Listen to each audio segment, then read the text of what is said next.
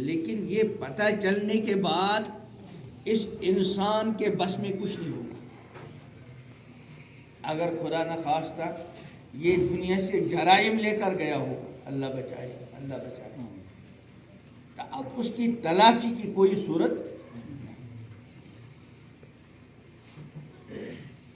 کیونکہ وہ جگہ جو ہے وہ اعمال کے لیے نہیں ہے، بلکہ وہ بدلے کی جگہ ہے. اس لیے اس کو کہتے ہیں مالکی یوم الدین، بدلے کے دن کے مالک ہے اللہ. تو وہ بدلے کا دن کا دن ہے، اس لیے وہ اعمال نہیں. تو اس آیت میں اللہ تعالیٰ خبر دے رہے ہیں کہ ہر کسی کو پتہ چلے گا کہ کیا لے کر آیا ہے، لیکن یہ پتہ چلنے کے بعد اس کے بس میں کچھ نہیں ہوگا. اس کے لیے اب تلافی کی کوئی صورت باقی ہے ہی نہیں. اب تو نتیجہ سامنے آئے گا جو کچھ اس نے کیا. اور یہ جو دوسری آیت میں نے تلاوت کی، اس میں اللہ تعالیٰ خبر نہیں دے رہے بلکہ اللہ تعالیٰ حکم دے رہے ہیں. کیا حکم دے رہے ہیں؟ کہ وَلْتَنْظُرْ نَفْسٌ مَّا، وہاں بھی ہے عَلِمَتْ نَفْسٌ مَّا، ہر کوئی جان لے گا ما احضرت، کیا لے کر آیا ہے. اور یہاں حکم دے رہے ہیں وَلْتَنْظُرْ نَفْسٌ مَّا، ہر کوئی آج ہی جان لے. کیا جان لے؟ ما قدمت لغد، وہ کیا لے کر جا رہا ہے اور اس نے اب تک آگے کے لیے کیا بھیجا ہے. ابھی میں نے عرض کیا کہ وہاں جان لینے کے بعد آدمی کچھ کر نہیں پائے گا، اور اللہ نے حکم دیا ہے کہ آج ہی ہر بندہ سوچے کہ میری جو اب تک زندگی گزری ہے، 50 سال گزری، 60 سال، 70 سال، 30 سال، 40 سال، میں نے یہ جو زندگی کھوئی، اس زندگی کو کھو کر میں نے پایا کیا. ایک مشہور مسئلہ ہے کہ کچھ پانے کے لیے کچھ کھونا پڑتا ہے. یہ صرف مسئلہ نہیں بلکہ یہ معمول ہے، اس پر عمل ہوتا ہے کہ آدمی کچھ پانے کے لیے کچھ کھوتا ہے.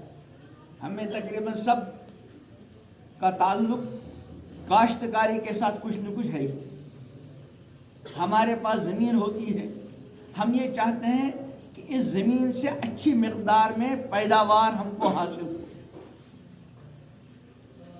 لیکن اس کو پانے کے لیے ہم کو کچھ نہ کچھ پہلے کھونا پڑتا ہے. بیج کی صورت میں ہمارے پاس جو بھی بیج ہو، دھان کا ہو، مکئی کا ہو، سرسوں کا ہو، جس کو ہم استعمال کر سکتے ہیں، بیچ سکتے ہیں، اس کو کھانے میں استعمال کر سکتے ہیں، لیکن اس کو کھانے میں استعمال کرنے کے بجائے اور اس کو بیچنے کے بجائے ہم کو یہ سرمایہ کھونا پڑتا ہے. کس میں؟ زمین میں. اس امید پر کہ چند ماہ کے بعد اس کھوئے کے بدلے میں ہم اس سے کئی زیادہ پائیں. تو یہ جو مسئلہ مشہور ہے، کچھ پانے کے لیے کچھ کھونا پڑتا ہے، یہ معمول بھی ہے. لیکن ہر بندہ کھونے سے پہلے بار بار سوچتا ہے کہ میں جو یہ چیز کھو رہا ہوں اور جس چیز کے پانے کی امید پر کھو رہا ہوں، میں دونوں کے درمیان ذرا تقابل کروں. کہیں ایسا تو نہیں کہ میں جس چیز کو کھو رہا ہوں وہ زیادہ قیمتی ہے اور جس چیز کے پانے کے لیے کھو رہا ہوں وہ معمولی درجے کی ہے. اگر اس کو یہ اندازہ ہو گیا پھر ایسی بیوقوفی نہیں کرے. اسی طرح بہت ساری اس کی مثالیں ہو سکتی ہیں. لیکن ہمارے پاس جو کھونے کے لیے سب سے بڑا سرمایہ ہے، جس کو ہم سب کھو رہے ہیں اور مسلسل، اور اس کے کھونے میں ہمارا اختیار نہیں، وہ ہے ہماری زندگی کا سرمایہ. روز ہم اس کو کھو رہے ہیں. جب سے میں دنیا میں آیا ہوں، اللہ میرے گناہوں کو معاف کر دے، کم و بیش میں نے تقریباً زندگی کے 60 سال کھوئے. آپ میں سے کسی نے کم اور کسی نے زیادہ کھوئے. لیکن اس زندگی کو کھو کر میں نے کیا پایا، آپ نے کیا پایا، اور ہم پا کیا رہے ہیں؟ کہ قرآن پاک میں اللہ اس بات کا حکم دے رہے ہیں کہ اس کو سوچو. وَلْتَنْظُرْ، ہر بندہ سوچے، ما قدمت لغد، اب تک کی زندگی میں آگے کیا دے؟ تو 50 سال 40 سال 60 سال زندگی کھوئی، پایا کیا؟ اب آدمی کہہ سکتا تھا کہ میں نے یہ پایا کہ ہمارے گھر میں مکان تھا نہیں، میرے والد صاحب جھونپڑی میں رہ رہے تھے، آج میرے پاس 1.5 کروڑ کا بنگلہ ہے۔ میرے والد صاحب کہیں بھی جانا ہوتا پیدل جاتے تھے، میرے پاس 50 لاکھ کی گاڑی ہے۔ ہمارے پاس گھر بنانے کے لیے بھی تھوڑی بھی زمین نہیں تھی، اب میرے پاس بہت ساری زمین، میرے پاس فیکٹری ہے، میرے پاس کارخانہ ہے، میرے والد مزدوری کرتے تھے، میں بہت بڑا ملازم ہوں، 1.5 لاکھ روپے ماہانہ میری تنخواہ ہے۔ اللہ فرماتے نہیں، یہ تو آج کے لیے۔ اللہ حکم وَلْتَنْظُرْ نَفْسٌ مَا قَدَّمَتْ لِغَدٍ، اس زندگی کو کھو کر کل کے لیے کیا پایا؟